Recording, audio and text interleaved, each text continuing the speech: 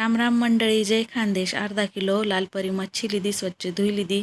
थोडंसं मीठ टाकानं, पाव चमचा हळद, अर्धा लिंबू रस पिळी लेवाना 10 मिनटं ठी देवानी.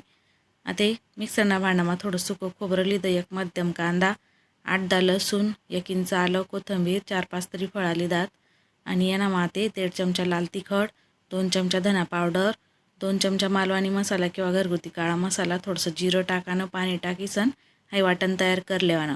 गॅसवर कढई ठेवानी, 4 पळी तेल टाकाना. तेल गरम होईन का मसाला टाकी लेवाना आणि परताई लेवाना थोडं तेल सुटेपर्यंत. यानं थोडंसं पाणी टाकीसन आखो परताई लेवाना व्यवस्थित. तेल सुटणं का मग यानं माते आपण 1.5 ते 2 ग्लास पाणी टाकी लेवाना किंवा कमी जास्त तुम्हाला आवडीप्रमाण करानं. चवपुरतं मीठ टाकाना, चांगलं खळखळ उकळी लेवाना रस्सा. मासान तुकडा टाकी लेवाना आणि 10-12 मिनिट मध्यम आचेवर चांगलं शिजाड लेवाना मच्छी. आपली आई मच्छी करी चांगली तयार होई गे मस्त. भात बरोबर गैरी भारी लागस. मग आते चला मग सबस्क्राईब करा.